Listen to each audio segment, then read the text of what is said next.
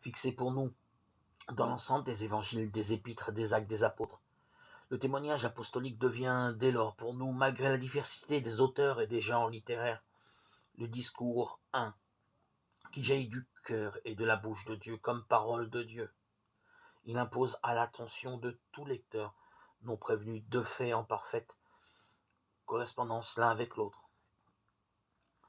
Le Christ a lu sa vie à la lumière des chants du serviteur.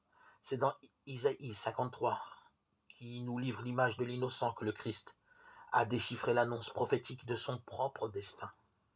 Les trois grandes prédications que dans les évangiles synoptiques le Christ fait de sa passion, de sa résurrection, impliquent en effet une référence au poème du serviteur.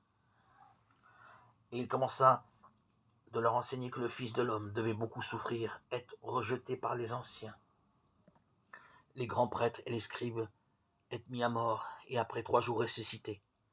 Marc 8, 31, Matthieu 16, 21, Luc 9, 22.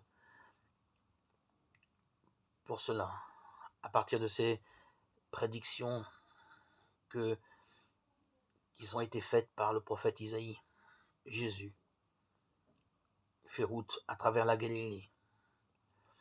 Il instruisait ses disciples, et il leur disait, le Fils de l'homme va être livré aux mains des hommes, et ils le tueront, et quand il aura été mis à mort, 3 jours après, il ressuscitera.